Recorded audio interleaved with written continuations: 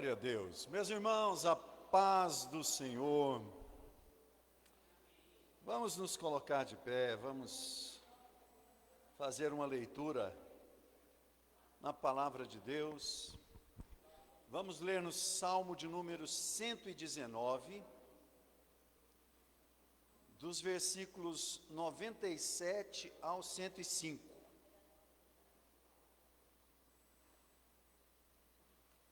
Salmo 119, versículos 97 ao 105.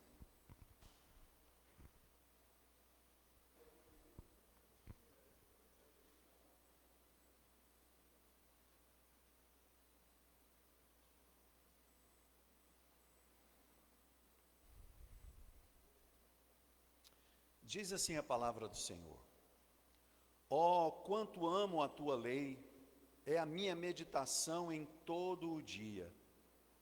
Tu, pelos teus mandamentos, me fazes mais sábios que meus inimigos, pois estão sempre comigo. Tenho mais entendimento do que todos os meus mestres, porque medito nos teus testemunhos. Sou mais prudente do que os velhos, porque guardo os teus preceitos. Desviei os meus pés de todo caminho mau, para observar a tua palavra. Não me apartei dos teus juízos, porque tu me ensinaste. Ó, quão doces são as tuas palavras ao meu paladar, mais doces do que o mel à minha boca. Pelos teus mandamentos alcancei entendimento, pelo que aborreço todo falso caminho. Lâmpada para os meus pés é a tua palavra, e luz para o meu caminho. Glória a Deus. Vamos orar. Senhor, muito obrigado, Pai. Obrigado por estarmos na tua casa, por estarmos na tua presença.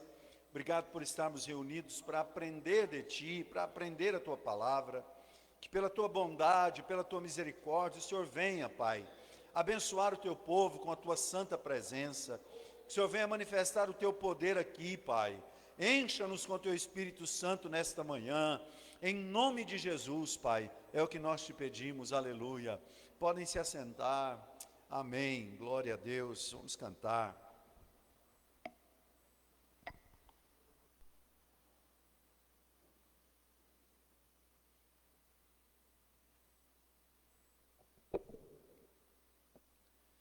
Glória ao nosso Deus.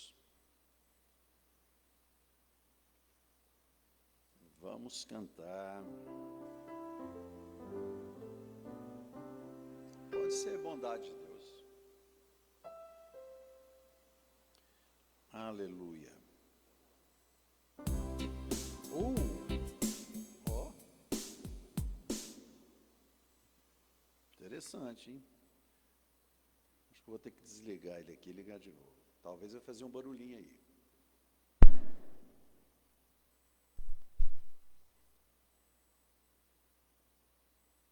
Esse teclado aqui tem um acompanhamentozinho. E eu devo ter apertado alguma coisa aqui.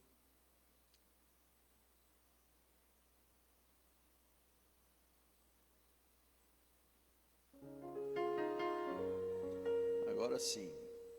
Te amo, Deus. Tua graça nunca falha. Todos os dias eu estou em tuas mãos. Desde quando me levanto até eu me deitar, eu cantarei da bondade de Deus.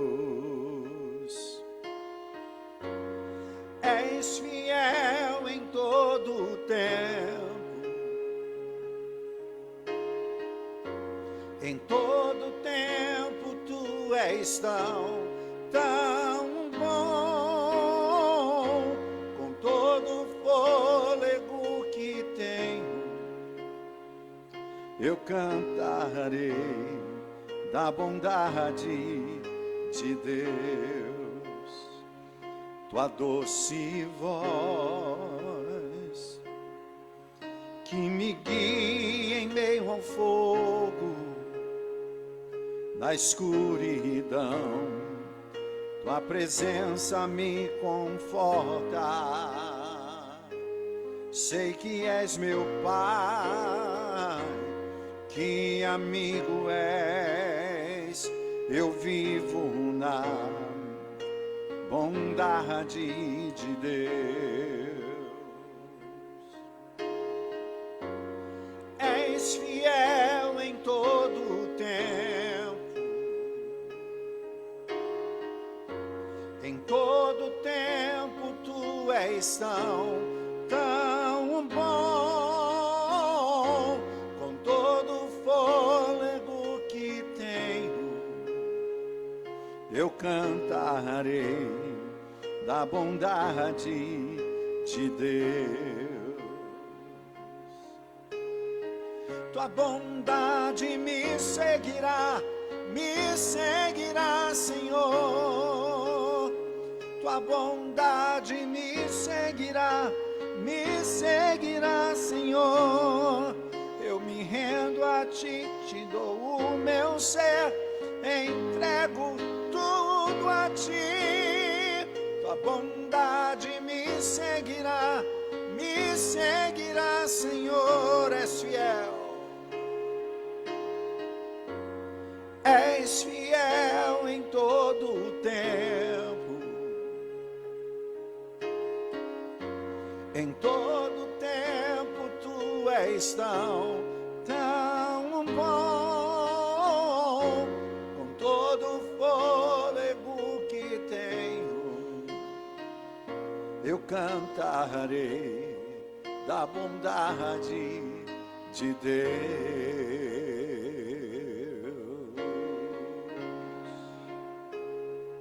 Glória, glória, glória ao nome do Senhor. Aleluia. Glória a Deus.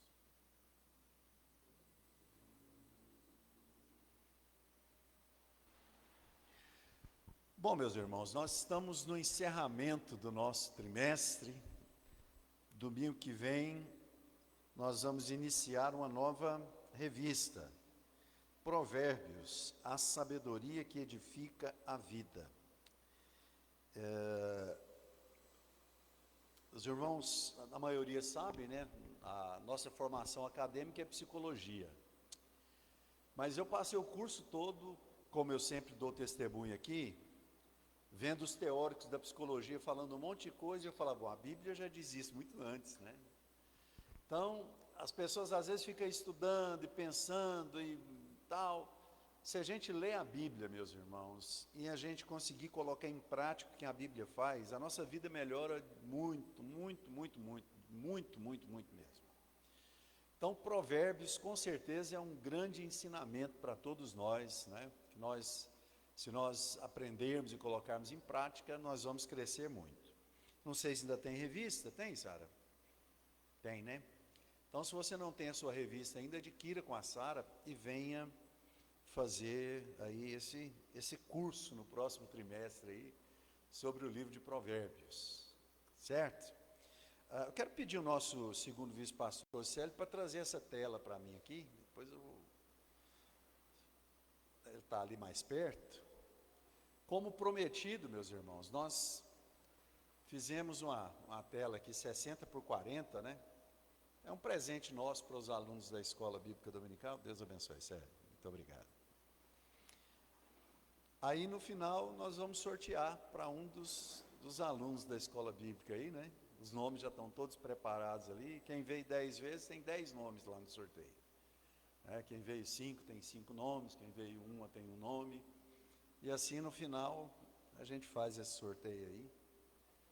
Glória a Deus.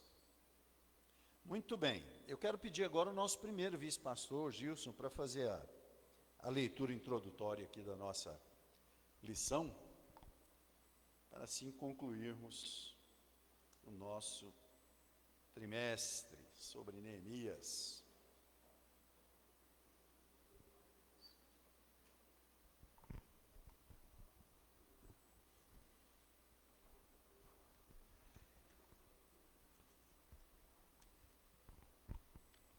Meus irmãos, a paz do Senhor.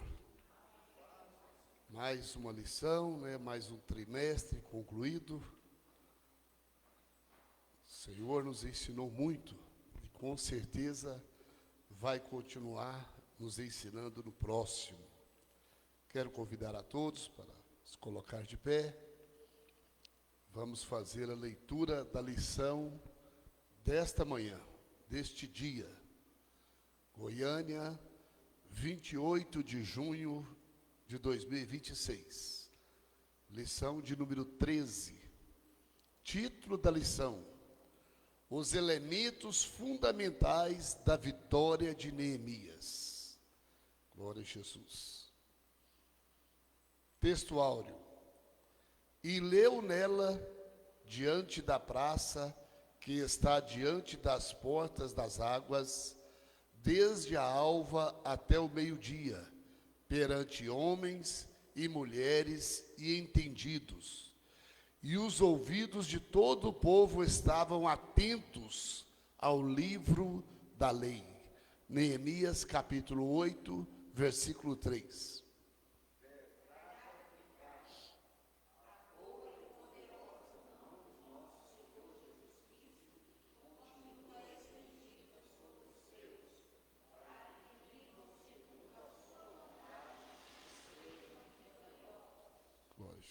Objetivos da lição: compreender a importância da oração incessante, reconhecer o valor da fé, destacar a primazia da palavra de Deus. Textos de referência, são 4 versículos aqui distintos, separados no texto. Neemias capítulo 1, versículo 4. Neemias capítulo 2, versículo 20, Neemias capítulo 8, versículo 3 e 5. Vou ler o primeiro versículo e os irmãos o segundo. E assim por diante. Neemias capítulo 1, versículo 4. E sucedeu que, ouvindo eu estas palavras, assentei-me e chorei e lamentei por alguns dias, e estive jejuando e orando perante o Deus dos céus.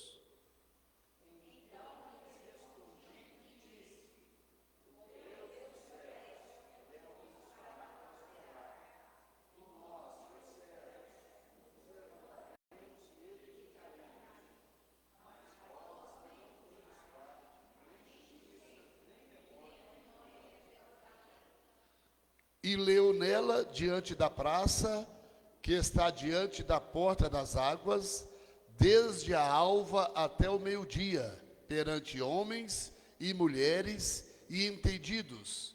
E os ouvidos de todo o povo estavam atentos ao livro da lei.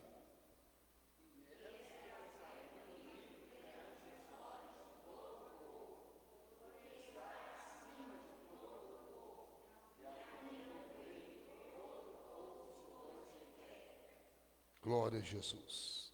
Motivo de oração nesta manhã: ore para que permaneçamos firmes em oração, confiando no agir de Deus.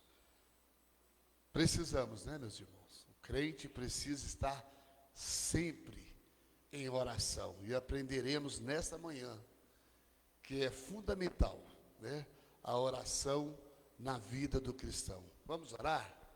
Senhor, nosso Deus e nosso Pai, te louvamos, ó Pai, e te agradecemos mais uma vez nesta manhã, ó Pai, pela oportunidade que o Senhor tem nos dado de estar na Tua presença, na Tua casa, para aprender da Tua palavra, Senhor. Abençoe, ó Pai, e use o nosso professor, para que possamos, ó Pai, receber do alto o ensinamento da Tua palavra. Abre o nosso coração, abre a nossa mente, para que possamos aprender, ó Pai, Pai, e nos ensina, Senhor, cada dia mais estar na Tua presença, orando, ó Pai, e confiando o Senhor, no agir do Senhor e na sua vontade, ó Pai. Precisamos estar constantes, precisamos estar firmes, ó Pai, e pedindo a graça do Senhor sobre a nossa vida e a vida da igreja e a vida daqueles que nos rodeiam, ó Pai. Nós te pedimos, ó Pai, e te agradecemos. Pedimos também, ó Pai, por aquele povo venezuelano, ó Pai, que sofreu aquela tragédia, Senhor, nessa semana de um terremoto. Senhor, cuida daquelas famílias, ó Pai, que estão enlutadas. Abençoe, ó Pai, aquele povo, Senhor. Cuida, Senhor. Faça a vontade do Senhor prevalecer naquela nação, ó Pai. Nós oramos e te agradecemos em nome de Jesus Cristo. Amém. Deus abençoe a todos. Podeis assentar. Professor, essa manhã, o nosso pastor. Glória a Deus.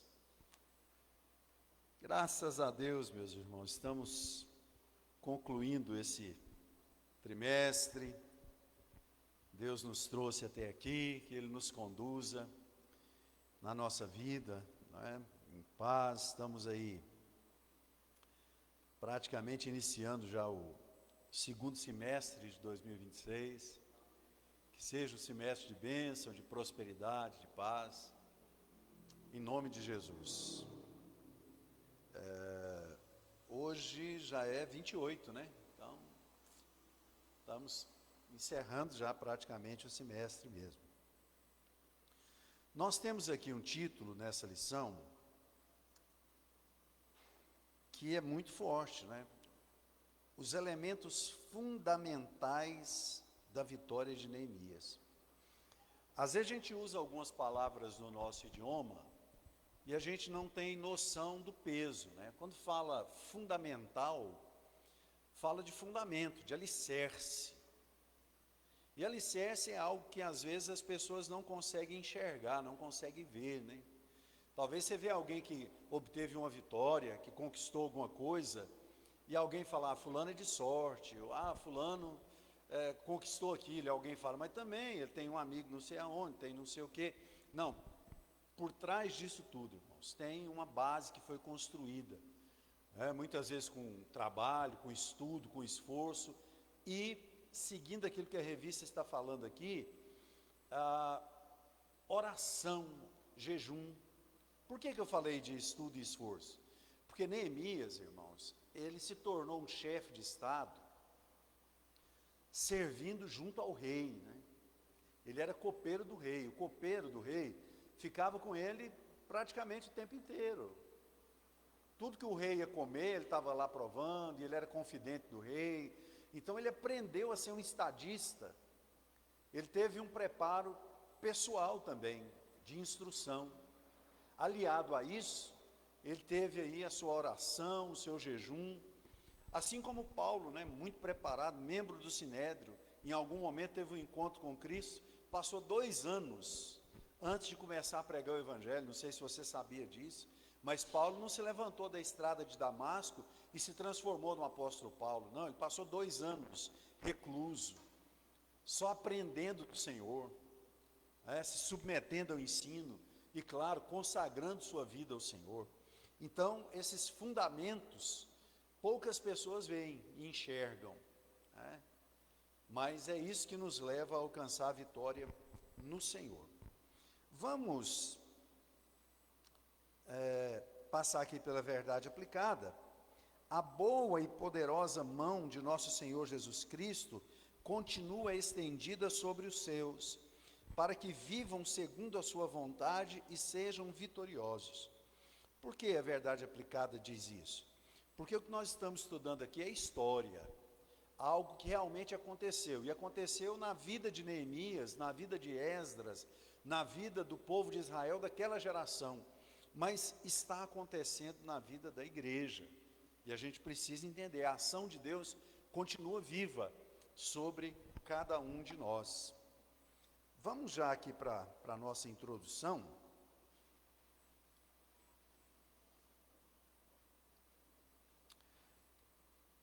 vou ler a introdução aqui basicamente, né? A vitória de Neemias sobre os desafios que se levantaram em seu caminho não foi fruto do acaso. Nós acabamos de falar isso na nossa pré-introdução aqui. Houve um fundamento, né? A vida de Neemias a história de Neemias estava sendo construída sobre um fundamento de fidelidade, oração, comunhão com Deus, de honestidade, de preparo intelectual, social, né? De preparo até emocional. Então a gente precisa entender tudo isso. Não foi fruto do acaso, né? Foi fruto da obediência aos princípios divinos, de seu esforço pessoal, mais uma vez, retornando à nossa pré-introdução, e da sua habilidade em gerenciar e incentivar as pessoas envolvidas na obra de reconstrução dos muros de Jerusalém. Deus abençoe Rosélia pela água. Então, tudo aquilo que nós falamos aqui, havia uma capacitação pessoal na vida de Neemias, para que ele pudesse assumir aquela posição, aliada a isso. E ele entendia que isso não era suficiente, porque quando ele recebeu a notícia, aqui nós temos nos textos de introdução ali, que eu pulei, Neemias no capítulo 1, quando fala que ele recebeu a notícia, ele se assentou e chorou. Depois ele foi orar e jejuar. Então, quando ele recebeu a notícia, ele já tinha todo esse preparo que eu estou falando. Ele já era copeiro do rei há muitos anos, ele já era alguém que sabia lidar com emoções, com situações, né? Ele já tinha visto o rei decidir várias sentenças. Não era fácil, né? O rei, assim como um pastor, ou como um empresário, como alguém que lidera, ele lida com situações desde uma picuinha, que é uma coisa ali que é uma questão de orgulho, muitas vezes que feriu o orgulho do outro, até uma causa mais pesada, que leva a danos materiais, né? Enfim, isso o rei tinha que lidar com tudo aquilo. E com certeza, Neemias assistiu muitas dessas audiências. Mas quando ele recebeu aquela notícia, ele não recebeu como um homem que pudesse analisar acima das emoções. Não, era a sua família, era o seu povo. A cidade dos seus pais estava em ruínas. A emoção tomou conta dele ali. Ele se assentou e chorou. E ele com certeza se sentiu pequeno. Quando a gente se sente pequeno, o que a gente precisa fazer? Orar e jejuar. E foi o que Neemias fez. Então, o nosso primeiro ponto aqui, fala que a oração leva à conquista. E é uma construção, meus irmãos. A gente não pode orar esperando que a gente vai orar e Deus vai agir imediatamente. Ele pode agir, mas Ele age conforme a sua soberania. Se a gente ora e Deus entende naquele momento, Ele recebe a nossa oração, num caso de urgência, e Ele resolve agir naquele momento, Ele age. Se Ele ouve a nossa oração, e Ele entende que para nos dar o que nós estamos pedindo, nós precisamos passar por um tratamento de amadurecimento espiritual, ou de estrutura, para que a gente possa receber aquela bênção que a gente está pedindo, Ele vai trabalhar na nossa vida, até que a gente possa receber tudo aquilo. Então Deus age conforme a sua soberania. Neemias se destaca como um homem de oração e jejum, que se empenhou para realizar a missão que Deus colocou em suas mãos. Então aqui tem duas coisas muito importantes. Provavelmente quando você leu a lição, você enxergou a mesma coisa que eu enxerguei aqui, mas eu vou compartilhar.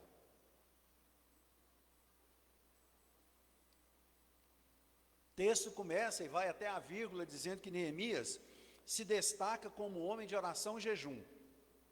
Perfeito, um homem que consagrava a sua vida. Segundo, a partir da vírgula, que se empenhou para realizar a missão de Deus e colocou, a missão que Deus colocou em suas mãos. O que eu aprendo com esses dois pontos que eu coloquei aqui?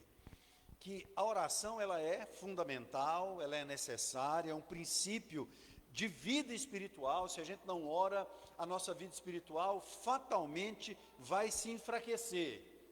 Em alguns casos, a pessoa vai até morrer espiritualmente e vai viver como um zumbi espiritual, um morto-vivo. Ele nem sabe que morreu espiritualmente, mas ele vai na igreja, quando o culto fica animado, ele dá um glória a Deus, um aleluia, mas espiritualmente ele não está ativo.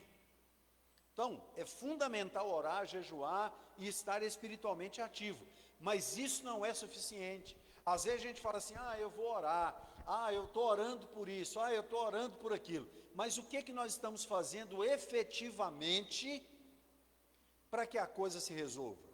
Neemias orou, Neemias jejuou, mas ele foi à luta. Ele chegou no rei, falou, o rei falou, o que foi que você está triste? Eu nunca te vi assim. Ele falou, rei, como é que eu posso me alegrar se o meu povo, se a cidade dos meus pais está em ruínas? E o rei falou, o que você quer? E ele então falou para o rei, falou, olha, eu quero um salvo-conduto para ir até meu povo, que era uma terra, uma viagem que tinha muitos inimigos, né? Então ele precisava ter um salvo-conduto do rei para passar por ali. Eu preciso de recurso, já que o senhor está me perguntando o que eu preciso de recurso financeiro, para que eu possa ir lá, né? E o primeiro ponto que ele falou, eu preciso de tempo, eu preciso que o senhor me dê uma licença do meu trabalho, que o senhor me libere do meu trabalho, porque é lindo a gente falar que Neemias era copeiro do rei, que ele estava junto do rei, que Neemias se vestia bem, que Neemias comia as melhores comidas, porque ele comia da mesa do rei, mas a gente se esquece, Neemias era escravo. Então o que você precisa, Neemias? Eu preciso que o senhor me libere, porque ele era escravo, ele não podia simplesmente falar, estou pensando em fazer uma viagem. Então ele orou, ele jejuou, isso foi o fundamento. Agora ele agiu. Foi isso que nós incentivamos os irmãos a fazer durante toda a campanha do resgate, né? Quarta-feira é o encerramento da campanha. Ele não olhou para as dificuldades, mas ele se esforçou e confiou que Deus mudaria a realidade miserável em que se encontrava Jerusalém, seu povo, e é isso que Deus espera de seus servos. Irmãos, a gente tende, né, tem uma tendência muito grande a olhar para as dificuldades. Isso é do homem. Só que a gente pode olhar para as dificuldades e a gente não deve maquiar. Não. A gente precisa olhar para as dificuldades e entender, bom, a dificuldade é real, isso é um fato. Só que o nosso Deus é o Deus que age além das circunstâncias, ou acima das circunstâncias. A gente começa a caminhar e Deus vai fazendo a obra. A gente começa a agir e Deus vai fazendo a obra. 1.1 aqui fala que a oração aponta a saída. Na ótica humana, como eu acabei de dizer, né, a gente sempre vai se adiantando a lição. Na ótica humana, Neemias estava diante de uma situação irreversível. Por quê? Ele não tinha ajudadores, ele não tinha influência política, ele não tinha dinheiro suficiente para a obra de restauração de Jerusalém. Ele tinha conseguido do rei lá umas cartas lá para os outros ajudar com madeira, ajudar com alguma coisa, mas a obra era muito dispendiosa, era muito caro fazer aquilo lá. Então, por que Neemias olha e ele está numa situação, como a lição descreve aqui, uma situação irreversível? Eu sei que vocês conhecem o livro de Neemias e passaram por esse trimestre estudando. Qual que é a primeira coisa que Neemias faz quando ele chega nas ruínas de Jerusalém? Ele não se apresenta como alguém que veio, estou chegando lá da capital, o rei me deu autoridade, agora eu sou o líder de vocês aí, vocês vão passar a me obedecer. Não, ele chegou, se disfarçou, se infiltrou no meio do povo como alguém que estava ali, foi para um lugar, olhou para as ruínas da cidade e começou a orar de novo. Falou, Deus, o que eu vou fazer? Ele não tinha ninguém com ele, era um povo com mentalidade de escravo, um povo cercado por inimigos, né? Que nós temos uma amostragem aí, Sambalate, Tobias e outros que estavam ali menosprezando o povo. Aí o que Neemias faz? Deus coloca ousadia no coração dele, coloca autoridade no coração dele, e usando da sua habilidade que ele aprendeu, tratando ali na corte real, ele manda reunir os príncipes e magistrados do povo, e ele vai lá na cabeça, lá na liderança e tem uma conversa com eles. E a partir dali, com o apoio dos magistrados, dos príncipes, então a notícia se espalha, não é? E ele não vem dizer, eu vim governar vocês, ele diz, não, nós viemos construir juntos essa cidade.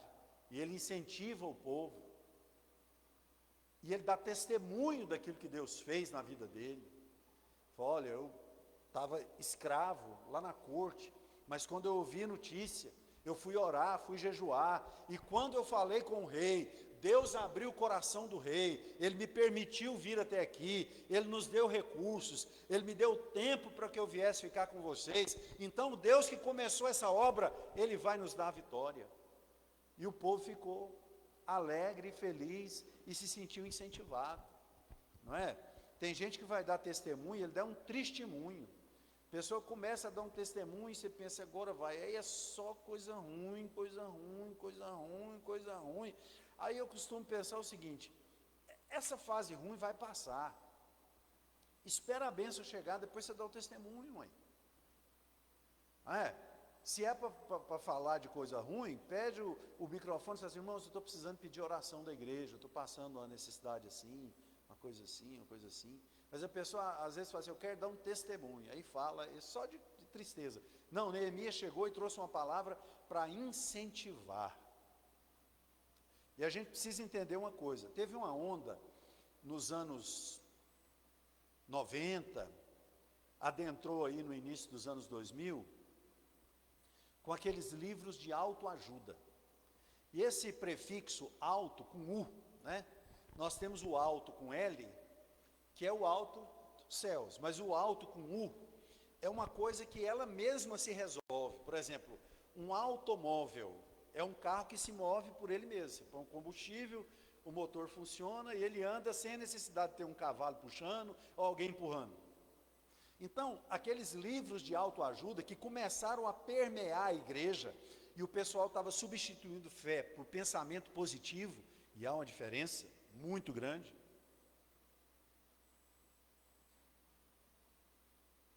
Fé é uma coisa, pensamento positivo é outra. E o pensamento positivo é muito ligado à questão da autoajuda. E o que é que significa isso? As pessoas começavam a olhar para dentro de si e encontrar força dentro de si. Não, irmãos, a nossa ajuda vem do alto, com L. Não é uma autoajuda, eu não posso me ajudar. A autoajuda com U, não é? Então nós precisamos entender isso. Neemias, diante daquela situação, ele percebeu e entendeu que não poderia resolver tudo aquilo sozinho. Neemias preferiu buscar a face do Senhor orando e jejuando incessantemente. Tiago 5,16 vai nos dizer aí que a oração do justo pode muito em seus efeitos. Confessai as vossas culpas uns aos outros e orai uns pelos outros, para que sareis. A oração feita por um justo pode muito em seus efeitos. Então, a gente não pode pregar autoajuda. Você pode, vai nessa tua força. Deus falou para Gideão, né? Mas a força que tinha em Gideão era o próprio Deus, né? Então a gente não pode simplesmente incentivar o povo a dar um passo com um pensamento positivo, mas a gente precisa incentivar a igreja a dar um passo de fé e sempre dar testemunhos positivos, para que possa incentivar. Jesus nunca falou sobre autoajuda, mas Jesus sempre foi um motivador. Deus sempre foi um motivador, né? Falando ali para Josué, tão somente esforça-te, tem bom ânimo. Tão somente esforça-te e tem bom ânimo. Então Deus sempre motivou, mas a força vem dele. Aqui citam a estrofe do hino 126 da nossa harpa cristã. Eu estou fazendo uma live aí, quase que diária, no TikTok, com hinos da harpa cristã. Resolvi, há uns 15 dias. Ontem, passaram 11 mil pessoas pela live. Tinha hora lá que tinha quase 300 pessoas, ou mais de 300 pessoas ao vivo, cantando lá. Então, nós estamos aí, segunda-feira passada e terça, nós chegamos a 100 mil curtidas durante a live, 100 mil pessoas curtindo, não, 100 mil pessoas não, né, 100 mil curtidas, que só a pastora Liliane deu umas 1.500 curtidas lá. E agora, nós estamos aí na casa de 60 mil curtidas nessa live. Se você tem TikTok, a gente vai pôr no grupo da igreja lá o link, depois você passa a participar dessa live lá. Eu lembrei da live porque aqui está citando uma estrofe, a quarta estrofe do hino 126, que diz assim: quando aqui as flores já fenecem, as do céu começam a brilhar, quando as esperanças desvanecem, o aflito crente vai orar. Os mais belos hinos e poesias foram escritos em tribulação, e do céu as lindas melodias se ouviram na escuridão. A oração é, usando o título da nossa lição, fundamental para que nós possamos alcançar a vitória. 1.2, enfrentando os desafios com oração. A palavra de Deus nos traz exemplos de pessoas que superaram obstáculos aparentemente intransponíveis quando recorreram ao Senhor em oração. E aqui nós temos exemplos, por exemplo, de Ana. Quantas vezes nós já citamos Ana? Eu já preguei sobre Ana, talvez tenha pregado exclusivamente sobre a história de Ana aqui na igreja, e é muito interessante, né? Nós vemos uma pessoa adquirindo maturidade por meio da oração. Lembra de eu falar que a oração é terapia também, né? E Deus é o melhor ouvinte que existe, o Espírito Santo é o melhor conselheiro que existe. Ana era uma pessoa imatura, Penina fazia alguma coisa com ela e ela emburrava, não queria comer, não sentava lá à mesa, mas um dia, nessas idas e vindas, ela resolveu ir orar, e ela derramou o coração diante do Senhor, a ponto do sacerdote Eli olhar e falou: mulher, aparta-te desse seu vinho. Pensou que ela estava bêbada lá, porque ela estava só balbuciando. Ela falou: não, meu Senhor, eu não bebi nada, eu não bebi vinho, não bebi bebida nenhuma, eu estou aqui orando, não é, da amargura da minha alma. Aí o sacerdote falou assim: vai, Deus te conceda o que você pediu. E a Bíblia diz que ela levantou daquele momento onde ela havia derramado o coração diante do Senhor, e ela foi, se assentou à mesa, ela não deu ouvidos para tudo aquilo, para toda a pirraça que a Penina fazia com ela, e a Bíblia diz que ela comeu, se alimentou, se alegrou ali. Resultado, daqui um ano ela voltou lá e já era mãe. Aliás, ela não voltou lá, tá? Ela passou pelo menos uns 6 anos sem voltar lá.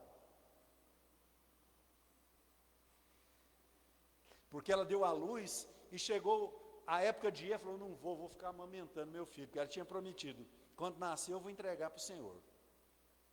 E ela amamentou. Eu lembro que eu preguei sobre Ana um dia, pastoreava uma igreja, outra igreja, e eu falei assim, e ela amamentou 6 anos Samuel.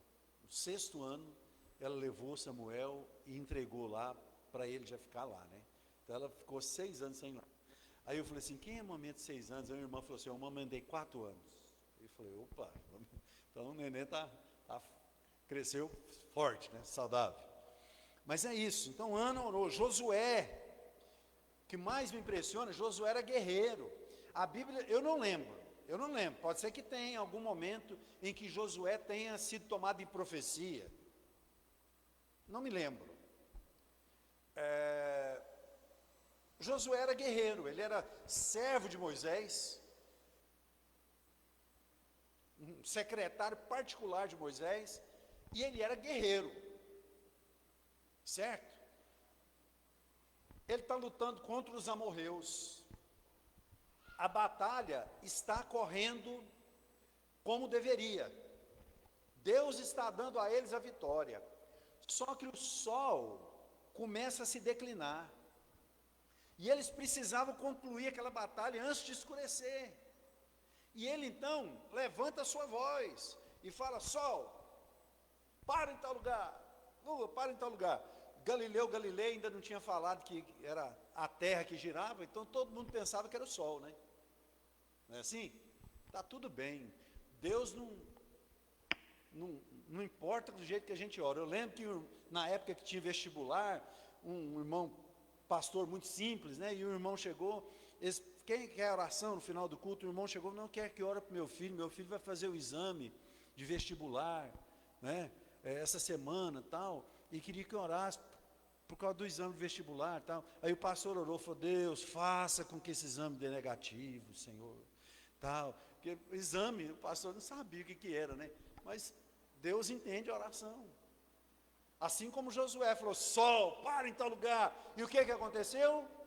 O sol se deteve, a lua se deteve, e eles lutaram até vencer a batalha. Depois Deus liberou e o sol se pôs. A oração, meus irmãos. Os discípulos clamaram a Deus insistentemente e receberam revestimento de poder pela manifestação do Espírito Santo. Leia a Bíblia e veja cada vitorioso, o início da história, um momento de orar. Jabez, como é que era o nome de Jabez? A gente lê uns nomes na Bíblia. Abrão, o nome de Abrão era uma piada pronta. Como assim, pastor? Ué, quando o pai dele deu o nome de Abrão, não sabia que a sua mulher era estéril quando ele fosse casar com ela. E ele era monogâmico. Abrão tinha uma só mulher. Só que ele não tinha filhos. Casado há tanto tempo, não tinha filhos. Ele ia na feira comprar uma costelinha de porco para comer. Eles comiam carneiro, né? Nem porco eles comiam. Ia lá comprar um pernil de carneiro para comer. Oh, pai das multidões, né? Abraão, que é pai das nações. Oh, pai das multidões, como é que você está? O cara não tinha filho. Sabe como é que era o nome de Jabez? O que significava? É mais ou menos assim, ó. Ele provocou dor no parto da sua mãe. Não tem como traduzir para nós, mas a palavra Jabez era uma frase. Oh, aquele que provocou dor no parto da mãe, como é que você está? Esse era o nome de Jabez. Mas Jabez um dia orou, falou, Senhor, ele fez aquela oração dele, para que Deus pudesse alargar os termos dele, para que o Senhor pudesse ir com ele, para que Deus pudesse guardá-lo dos inimigos. E a Bíblia diz que Deus lhe concedeu o que ele havia pedido. Toda a história de vitória, na Bíblia e fora da Bíblia, começa com um momento de oração. Então, quando entendeu que o tempo da restauração de seu povo havia chegado, Daniel orou ao Senhor com fervor e contrição, fazendo pedidos e súplicas. E o Apocalipse, para a gente entender um pouco de Apocalipse, você tem que ler Daniel, você tem que ler Ezequiel, porque ali Deus começou já a dar as visões, a partir de um clamor, a partir de uma oração. Isso, né? Vamos seguir aqui para um ponto 3. O inimigo tenta nos impedir de orar. E aqui vem falar de quê? De entretenimento. Vamos passar rapidamente por aqui, para a gente já entrar no ponto 2. Mas basicamente no ponto 3, fala em todos os entretenimentos que o inimigo coloca diante de nós. E já não basta tudo que a gente vive cotidianamente, né? Ontem na live eu fiquei com pena, né? Quando uma pessoa pediu oração, porque o cunhado estava envolvido com jogos, e a gente entende que é esse joguinho de internet. Aí estava devendo para vários agiotas e correndo risco de morte, porque os camaradas querem matar. Aí você fala, tal. Irmãos, tem crente envolvido com essas coisas. Tem crente envolvido com esse joguinho de internet. É só né? Quando vê, está atolado até o pescoço. Em vez de estar orando, em vez de estar lendo a palavra, em vez de estar indo no culto, buscando o Senhor, a pessoa se atola nesse mundo aí, né? E o inimigo se aproveita disso. É prazeroso, né? A pessoa fica naquela expectativa ali e tal, e a oração, muitas vezes, ela não é prazerosa, aliás, quase nunca é. Geralmente a oração nos remete a um momento de angústia. Lembra de Jesus lá no Getsêmani? Suou gotas de sangue, mas permaneceu orando. Geralmente, irmãos, hoje a gente faz vigília, né? Nosso primeiro vice-pastor disse que sexta-feira agora tem uma vigília. Nem chegou para nós comunicado ainda lá, mas parece que vai ser na igreja do pastor Marcionil ali e tal. Então ele tem informação privilegiada, que é mais chegado lá do Marcionil. Chegou para nós também? Eu porque não tinha visto. Aí o que acontece? A gente se reúne numa vigília de 2 horas. Na realidade, muita gente canta, toca pandeiro, pula, fala em língua, tem uma pregação longa, ora pouco, mas é bom, o povo se reúne e fica ali um tempo na vigília. Mas quando se fala em oração, muitas vezes, irmãos, a gente vê de alguém que fica recluso em algum lugar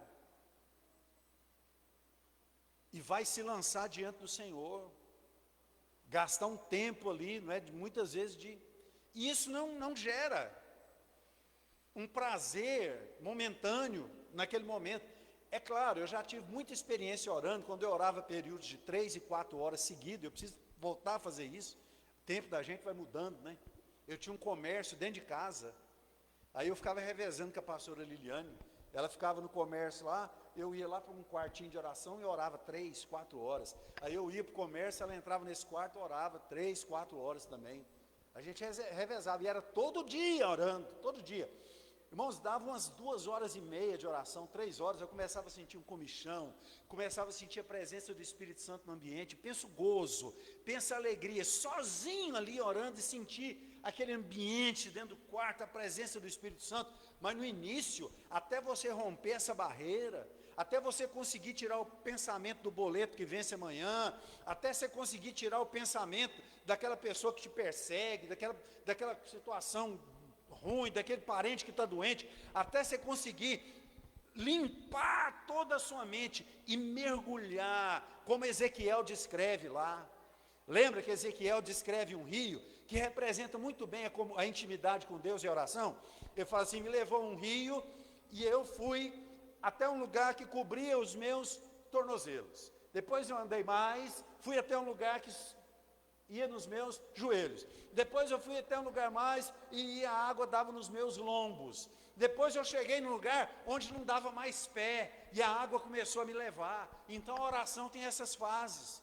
Se a gente fica só com a água no tornozelo, no joelho, aqui na cintura, a gente ainda está carregando todo o peso da oração. Mas se a gente consegue transpor isso, meus irmãos, você começa a navegar no oceano do Espírito, é uma coisa maravilhosa.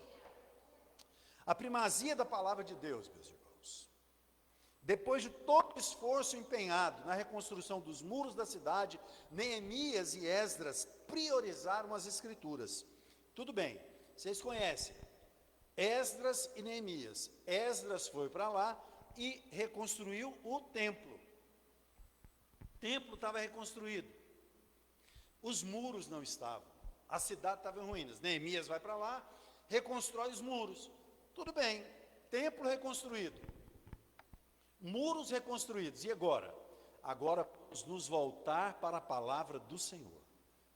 O que acontece na vida de muita gente é o inverso. A pessoa chega na igreja, às vezes não tem um patrimônio financeiro, às vezes não tem uma estrutura social tal, e ele é uma pessoa de oração, ele é um dizimista, ele vem e começa a orar: Deus me abençoa, Deus faz isso, Deus faz aquilo. E vamos usar uma metáfora: depois que ele já construiu os muros, depois que ele já está estabilizado, ele esquece de buscar o Senhor, não é mais fiel nos dízimos, nas ofertas, não é mais tão frequente na igreja. Mas o povo aqui, o templo estava reconstruído, os muros estavam reconstruídos, e eles falaram: agora nós precisamos da palavra de Deus. É isso que nós precisamos entender. Já passei aqui então pelo tópico 1, né? 1.1, a atitude e interesse para com a palavra de Deus. Vou repetir o que eu acabei de falar.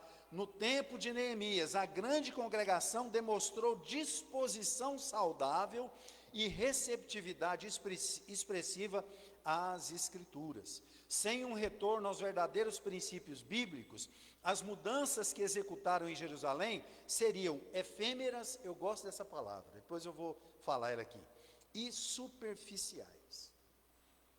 Eu gosto dessa palavra, efêmero. E o antônimo de efêmero é perene. Eu gosto dessas duas palavras.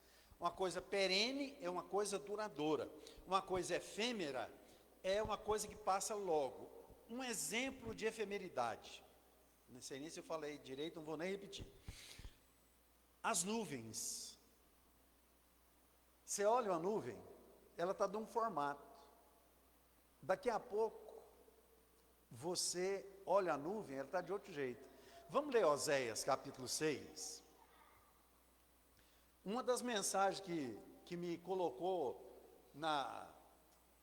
assim, como pregador, que eu comecei a ganhar a oportunidade como pregador, eu preguei sobre esse texto aqui, olha. Pode ser daí, a partir daí.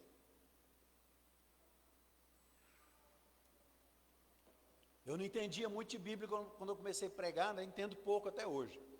Mas eu li isso aí, ó. Conheçamos e prossigamos em conhecer o Senhor. Como a alva será a sua saída, ele virá a nós como a chuva serôdia que rega a terra. Até aí tudo bem. Eu preguei sobre esse texto, tal, né? Como a alva será a sua saída. Eu falei assim, alguém já dormiu preocupado se o sol vai nascer amanhã? Ninguém dorme preocupado com isso, né? Eu falei, assim é o agir de Deus, não precisa se preocupar, Deus vai agir. Eu lembro que eu preguei sobre isso, lá na Betel ainda, Tânia. Aí o que acontece? Só que isso aí, irmãos, é uma palavra que Deus está falando para o povo, dizendo de uma atitude verbal. O povo teve uma resolução lá, falou assim, agora nós vamos consertar a nossa vida, agora nós vamos fazer o que é certo. Mas segue, Sara, olha lá. Olha Deus continuando dizendo, que te farei, ó Efraim? Que te farei, ó Judá? Porque a vossa beneficência é como a nuvem da manhã e como o orvalho da madrugada que cedo passa. Isso é efemeridade.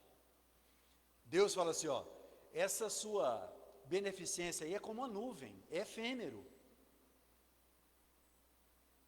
Entende? Então qualquer coisa que nós construamos na nossa vida, se não tiver a palavra de Deus constante, se não tiver oração constante, é efêmero, é passageiro. E o povo, pelo menos nessa geração de Neemias, entendeu isso. O Salmo 119, 2 diz assim, bem-aventurados os que guardam os teus testemunhos e o buscam de todo o coração. Glória, glória, glória ao nosso Deus. O 2.3 fala sobre a centralidade da Bíblia na vida do crente. Muitos cristãos dizem amar a Deus e a sua palavra, mas nunca leram toda a Bíblia.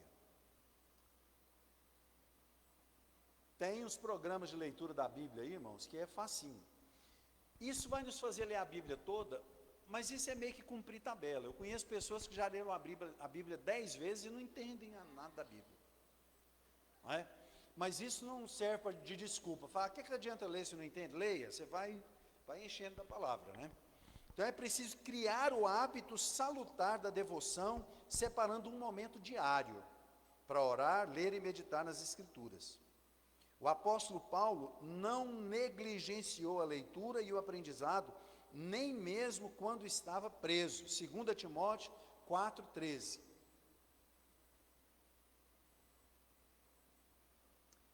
Quando vieres, traze a capa que deixei em Troade, em casa de Carpo, e os livros, principalmente os pergaminhos.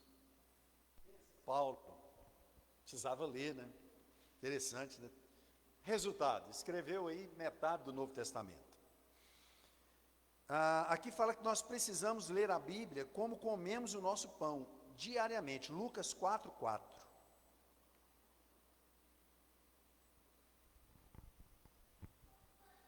E Jesus lhe respondeu dizendo, escrito está que nem só de pão viverá o homem, mas de toda a palavra de Deus. Então nós precisamos nos alimentar o nosso espírito.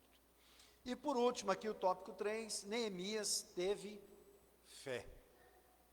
É necessário orar, jejuar, é necessário arregaçar a mão, correr atrás, né, trabalhar, mas é necessário ter fé, porque às vezes a pessoa fica animada, quando ora, fala assim, eu orei, agora eu vou e Deus vai fazer. Aí a pessoa começa a agir e os empecilhos aparecem, aí a pessoa vai e desiste, fala, não adiantou nada ter orado. Não, irmãos, é o processo. Neemias teve fé. Olha o que diz aqui. Neemias era um homem de fé, 3.1. Uma vida baseada na palavra de Deus produz a fé inabalável. Neemias não recebeu nenhuma mensagem de anjo, Deus não visitou em sonhos, nenhuma profecia o comissionou para aquela grande obra. Ele viu uma brecha, ele viu uma necessidade, a cidade estava em ruínas. Põe Ezequiel 22:30. Eu amo esse versículo, meus irmãos, e eu sinto uma coisa assim, parece que Deus sentindo, sabe, uma ausência da parte do ser humano, né? Olha o que diz aí. E eu busquei dentre eles um homem que estivesse tapando o muro e estivesse na brecha perante mim por essa terra, para que eu não a destruísse, mas a ninguém achei. Então, às vezes Deus comissiona, às vezes Deus aparece em sonho, às vezes o anjo aparece, às vezes Deus fala de forma audível, mas às vezes Deus apenas permite que nós vejamos uma situação de necessidade, seja na igreja, né? Às vezes o pastor não delega alguma coisa, mas a gente vê que a igreja está tendo necessidade em uma área, a gente vai lá e, como Neemias, a gente se torna proativo, e a gente então resolve agir, trabalhar, e Deus vai dar a vitória. O mundo precisa de homens e mulheres de fé para lhe manifestar o amor e a obra redentora de Deus. Vamos seguindo aqui. 3.2. Neemias animou o povo. Lembra da minha pré-introdução aqui, quando eu falei que a pessoa tem que dar um testemunho que incentiva? Esse tópico aqui vai falar sobre isso. Neemias soube animar as pessoas à sua volta a viver pela fé e andar com Deus. Neemias 2,18. Então lhes declarei como a mão do meu Deus me fora favorável, como também as palavras do rei que ele me tinha dito. Então disseram: levantemo-nos e edifiquemos, e esforçaram as suas mãos para o bem. Em vez de Neemias reclamar, chegar lá, falar: mas vocês são mole demais, vocês estão deixando a cidade assim, não é? Será que eu não vou arrumar ninguém para me ajudar? Não, ele chegou e falou: olha, tem uma saída, vamos orar, Deus vai nos fortalecer as mãos e vai nos dar a vitória. Tem uma estratégia muito interessante que Neemias usa, que nós aprendemos aqui durante essa revista, que é o seguinte: chega um momento que o muro era muito grande, não dava, às vezes o povo saía para trabalhar no muro, muito longe da sua casa. Aí Neemias falou: não, vamos arrumar outra estratégia. Cada família que morar numa região do muro aqui, nós vamos reunir aqui, vamos supor, só uma, para a gente entender. Tem 15 casas aqui, ó, que vai abranger, por exemplo, 50 metros de muro. Então os moradores dessa casa vão se concentrar só aqui, ó, perto, nesses 50 metros.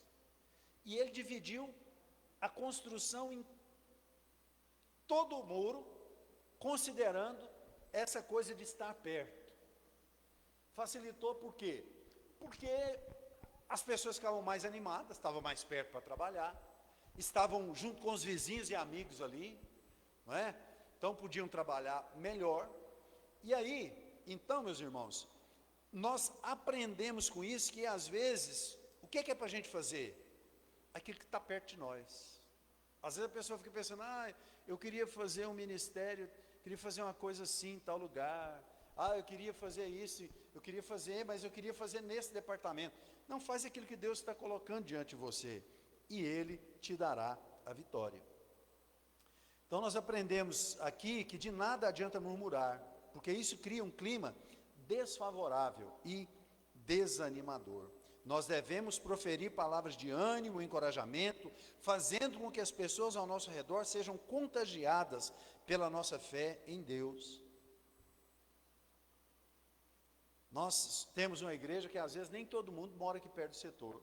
Então a gente vai conversar com alguém, vai puxar assunto, e algumas pessoas às vezes não têm essa coisa, né? Aí perguntam: onde é que você mora? Eu moro lá no Jardim América, em tal lugar. Ih, longe, né? Aí eu falo: você mora no Jardim América? Bom, aqui do lado, hein? Hoje também de carro, tudo é tão pertinho, tem Uber, né? A gente precisa incentivar as pessoas, mas tem gente que olha o outro lado. Até para isso, o crente tem que treinar a mente. A gente precisa aprender a encorajar, não é? Vamos para a nossa conclusão aqui, meus irmãos. Não, ainda tenho 3.3 aqui, ó. Estimulando a fé dos sobrecarregados. Assim como Neemias, devemos estimular a fé daqueles que estão sobrecarregados pelos problemas da vida. Podemos partilhar nossas experiências com Deus e as provisões e as respostas recebidas, semeando uma fé viva e poderosa. Há muito tempo eu tenho tentado desenvolver essa palavra de encorajamento, meus irmãos. Não é bajulação, não é política, é simplesmente proferir uma palavra de fé sobre a vida daqueles que estão comentando um problema. Não é? Se o problema for muito difícil e a gente não tiver nada bom para dizer e para falar que vai estar tudo bem, diga pelo menos assim: olha, tenha fé, Deus vai agir, Ele sabe o que Ele é feito. Mas o justo viverá pela fé, e se ele recuar, a minha alma não tem prazer nele. Glória a Deus. Estamos concluindo então o nosso trimestre. A conclusão aqui diz assim: que o Espírito Santo nos ajude a extrair e aplicar os princípios bíblicos presentes no livro de Neemias para vencermos os desafios ao longo da jornada cristã. Essa conclusão aqui, meus irmãos, é poderosíssima. Por quê? Nós aprendemos um monte de coisa. E se você tem essa revista, você pode ler em algum momento do seu dia essa revista. Agora, que o Espírito Santo nos ajude a extrair, aprender e aplicar. A gente precisa aprender e colocar em prática, não é? Que a gente faça isso. Certamente, aquele que nos chamou para uma grande obra é fiel. 1 Tessalonicenses, capítulo 5, versículo 24. Ele é poderoso para suprir, fortalecer e sustentar. 1 Tessalonicenses 5, 24. Se eu falar rápido, o nome desse livro não sai.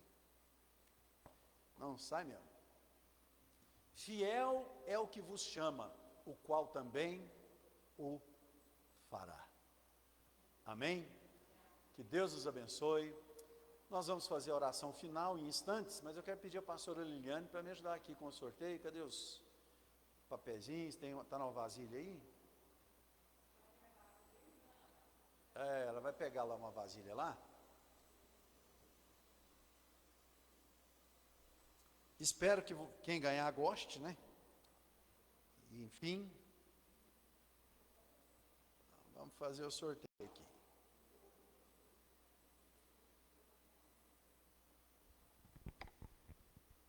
Umas tulipas.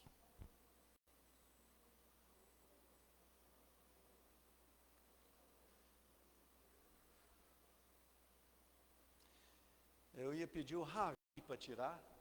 Não sabia nem se ele ia dar conta, mas ele já foi. O Ravi era aquele lindinho que estava com a camisa da seleção brasileira aqui. Neto, da irmã Val. Dá uma mexida aí. Vou pedir para alguém tirar ali.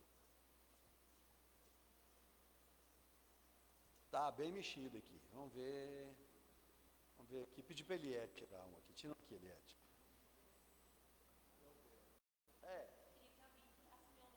Ué, mas se você tirar o seu, tá liberado.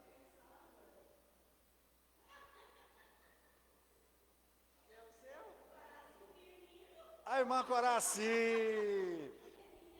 A irmã...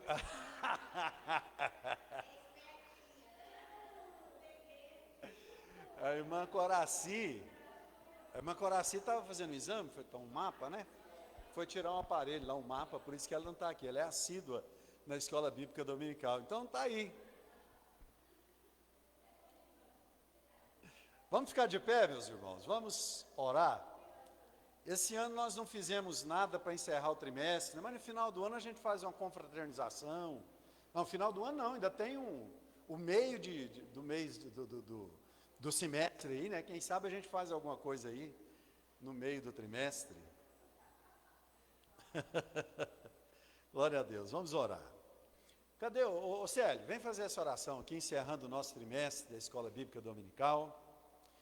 À noite, meus irmãos, às 19 horas, nosso grande culto de celebração. Convide alguém, né? Venha, traga alguém com você. Vamos,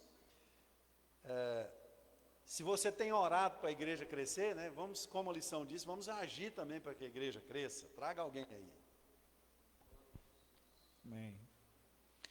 Senhor, nós te agradecemos, Pai, por esse período que nós tivemos a oportunidade, Pai, nesses 3 meses estudando sobre o livro de Neemias, Pai, tão importante, tão prático, para a nossa vida cristã, para a nossa caminhada cristã. Eu te agradeço pela tua igreja, por aqueles que aqui estão presentes, aqueles que não puderam estar, aqueles alunos e visitantes que passaram aqui ao longo desse trimestre, Pai. Que o Senhor abençoe a cada um. E acima de tudo, Pai, nós te agradecemos, porque se pudemos estar aqui, foi porque o Senhor nos permitiu, nos deu condições, nos deu vida, saúde, para que nós pudéssemos estar aqui, Pai, recebendo mais da tua palavra, do conhecimento do Senhor, para a nossa vida cristã, Pai. Eu te louvo e te agradeço, no nome de Jesus, Senhor. Amém. Glória a Deus. Irmãos, se você é na sua oferta, pode ofertar. Seja abençoado.